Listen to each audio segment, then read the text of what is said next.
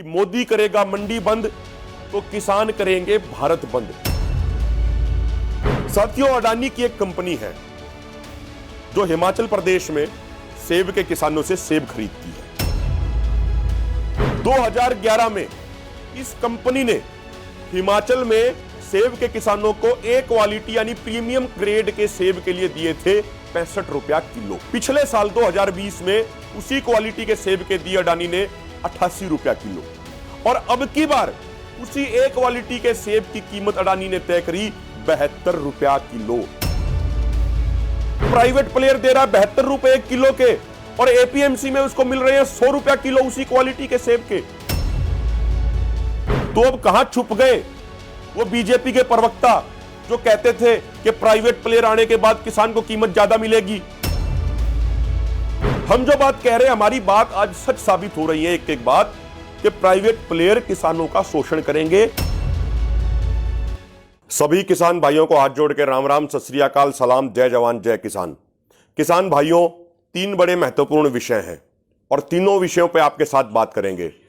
पहला विषय है 27 सितंबर का भारत बंद का कार्यक्रम, जो कार्यक्रम संयुक्त किसान मोर्चा ने दिया हुआ है। हम एक बात तो पहले ही कह देना चाहते हैं, जिस तरीके से लोगों का रुझान है, जिस तरीके से हम गांव-गांव में जाके हमारी टीमें मीटिंग कर रही हैं लगातार, तो लोगों का जोश और जज्बा देख के एक बात तो स्पष्ट नजर आ रही है, और आज ही आप उस बात को नोट कर सकते हैं, अपनी डायरी में लिख सकते हैं अगर चाहें तो। 27 सितंबर का भारत बंद बहुत ही ऐतिहासिक होने वाला है और सभी लोगों का इसे जन समर्थन मिल रहा है।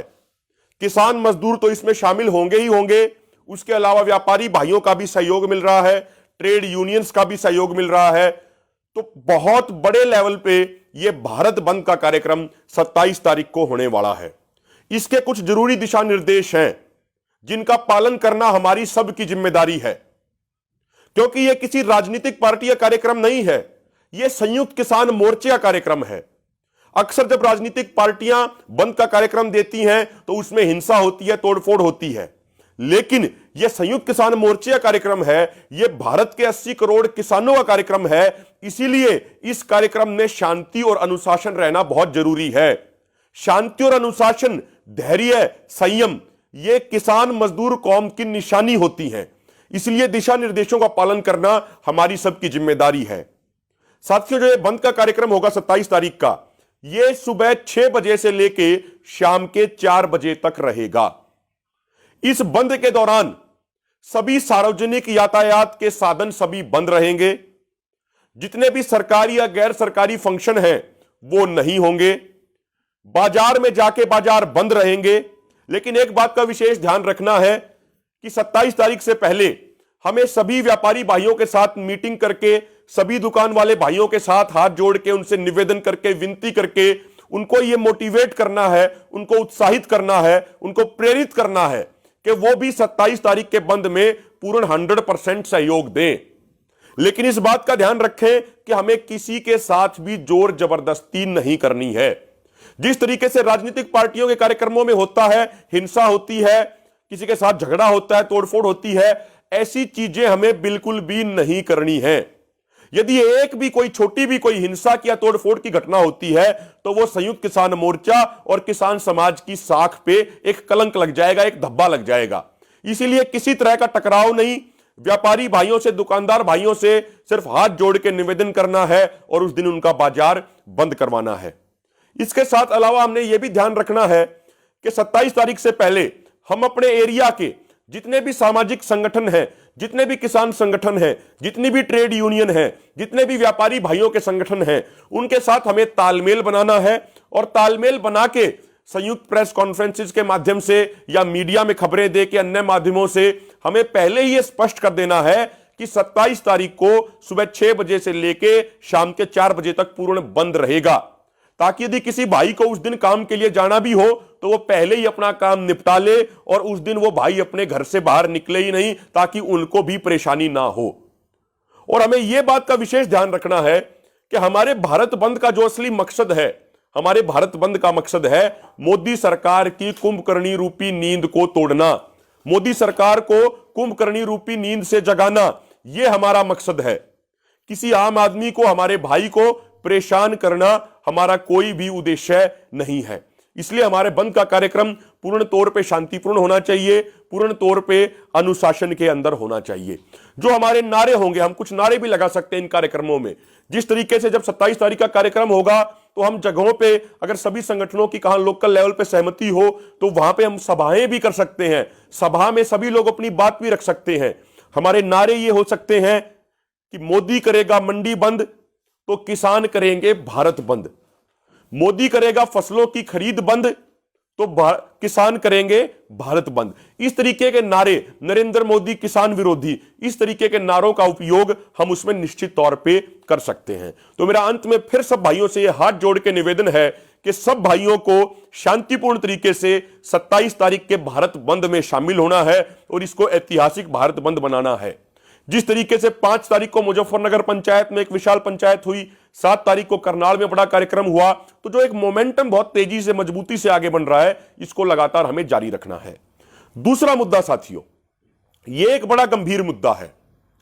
अक्सर बहुत सारे साथी पूछते रहते हैं, पहले पूछते थे बहुत सारे साथी कि इन 3 कानूनों से मंडियां किस तरीके से बर्बाद होंगी, 3 कानूनों से किसान किस तरीके से बर्बाद होंगे।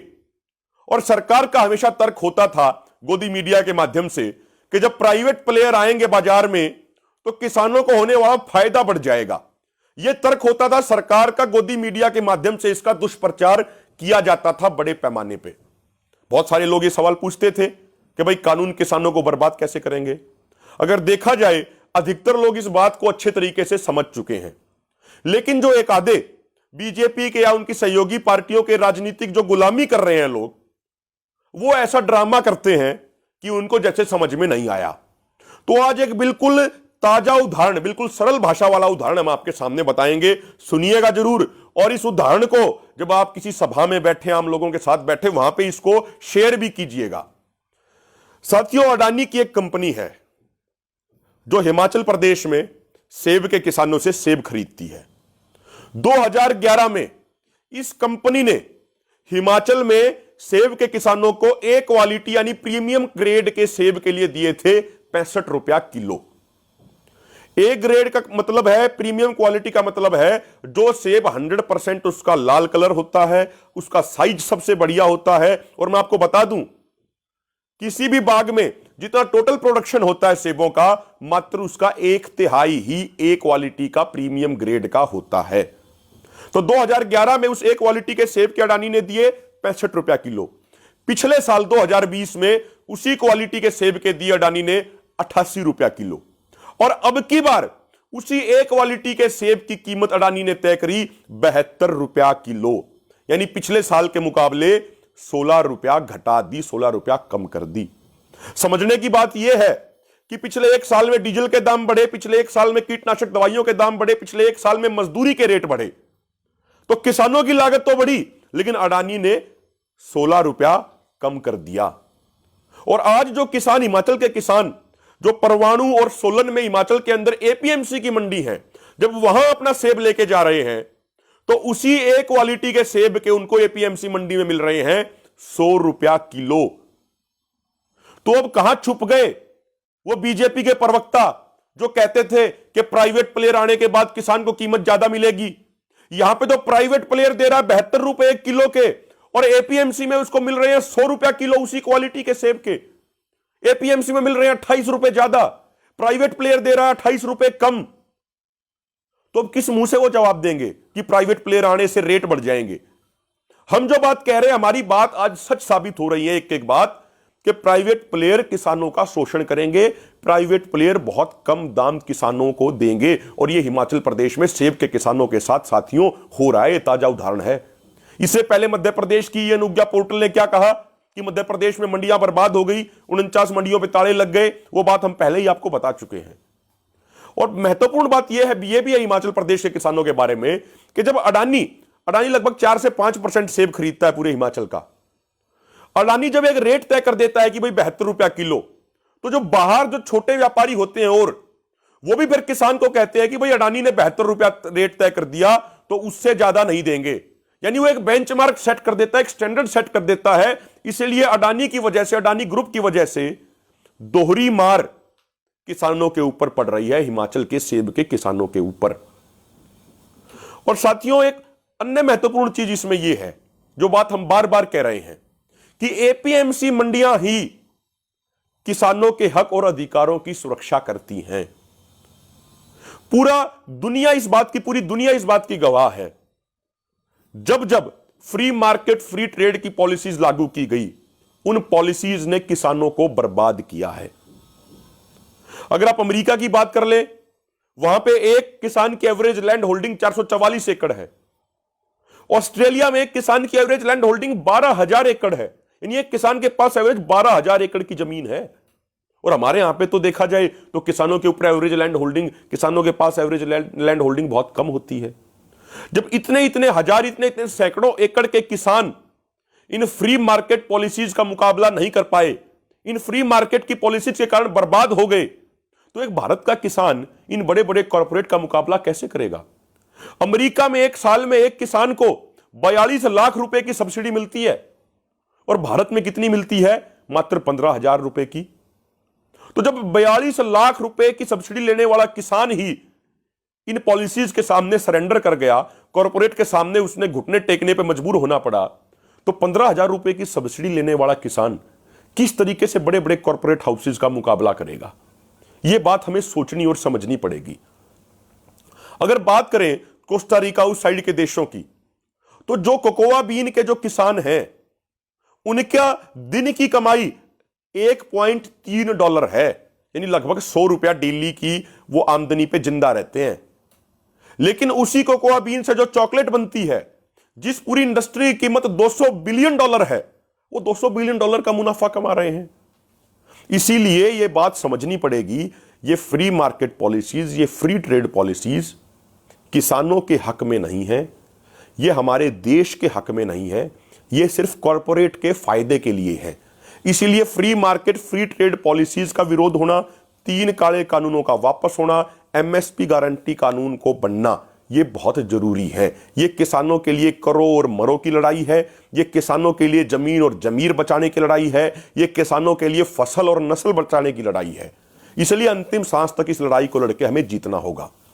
तीसरा मुद्दा साथियों, अभी एनएसओ जो एक गवर्नमेंट का संस्थान है, हमारा और आपका संस्थान नहीं है, गवर्नमेंट का सरकारी संस्थान है, नेशनल स्टैटिस्टिकल ऑर्गेनाइजेशन, उसने एक रिपोर्ट दी। उस रिपोर्ट में कहा गया कि 2012-13 में जो एक किसान की एवरेज इनकम 6,426 रुपया थी, वो पिछले 7-8 साल में बढ़ के लगभग 10,400 रुपया हो गई। लेकिन इन 7-8 सालों में महंगाई कितनी बढ़ गई, इन 7-8 सालों में किसान की लागत कितनी बढ़ गई, इसका किसी ने अंदाजा नहीं लगाया। और दूसरी बात, सबसे चौंकाने वाली बात, जो 2012-13 में जो एक किसान की आमदनी थी, उस आमदनी का, टोटल आमदनी का 48% हिस्सा किसान को अपनी खेती से मिलता था, अपनी फसल बेचने से मिलता था। यानी जो उसकी टोटल आमदनी थी, उसका 48% हिस्सा उसको फसल बेचने से, खेती करने से आता था। 2018-19 में वो हिस्सा 48% से घटके 37.4 आ गया। यानी जो फसल से, खेती से किसान को आमदनी होती थी, वो 10% घट गई। यानी किसान मजदूर बन रहे हैं। और यही बात हम बार बार कह रहे हैं, जब से WTO, World Bank, IMF, GATT समझौता ये आए, इनका एजेंडा एक ही है कि भारत के किसान को खेती छोड़ने पे मजबूर करना है, भारत के किसानों की जमीन छीननी है, भारत के किसानों को मजदूर बनाना है। यही इन कॉर्पोरेट हाउसेज का एजेंडा है। तो उसी एजेंडे पे ये काम कर रहे हैं। खेती किसानी से होने वाली आमदनी घट रही है, इसका मतलब किसान मजदूरी की तरफ जाने को मजबूर हो रहे हैं। एक अखबार ने पूरा डाटा निकाला, पूरा सर्वे किया, एक किसान की एक दिन की आमदनी मात्र 27 रुपया है। 27 रुपया डेली की आमदनी में कोई व्यक्ति जिंदा रह सकता है क्या? 27 रुपए की आमदनी में कोई अपने परिवार का गुजारा बसारा कर सकता है क्या? नहीं कर सकता। एक बच्चे की अगर उसको आप अच्छे स्कूल में भेजोगे तो उसके महीने की उसकी जो फीस जाएगी वो 1,000 रुपया जाती है। और जो घर के खर्च हैं वो 27 रुपए की डेली की आमदनी में कैसे अपने खर्चे पूरे करेगा? तो हम सब लोगों को यह चीज बड़ी समझनी है।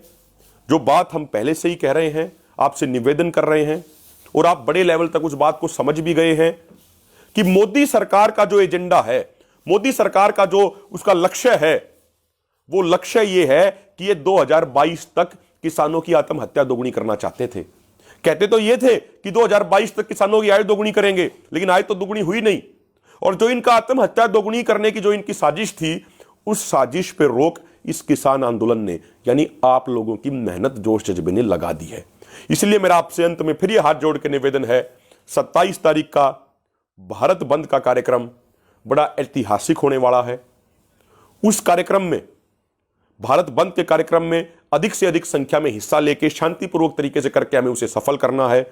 बहुत सारे गांवों का हम खुद भी दौरा कर रहे हैं, हमारी टीमें भी दौरा कर रही हैं। रुझान, माहौल बहुत अच्छा है, हमें उसको सफल बनाना है। और एक लास्ट में मैं ये जरूर एक बात ऐड करूंगा कि 2012-13 में एक किसान परिवार के ऊपर एवरेज कर्जा 47,000 था। आज एक किसान परिवार के ऊपर एवरेज कर्जा बढ़ के 74,000 रुपए हो गया है, यानी लगभग 57% की उसमें बढ़ोतरी हो गई है। इसलिए साथियों, सबको एकजुट होकर मजबूती से इस आंदोलन को और भी ज्यादा आने वाले समय में मजबूत करना है और निश्चित तौर पे इस आंदोलन को हम जीतेंगे। आंदोलन जीतने के बहुत करीब पहुंच चुके हैं। बस शांति बनाए रखिए, संयम रखिए, धैर्य रखिए और अपनी एकजुटता को मजबूत कीजिए। बहुत बहुत धन्यवाद।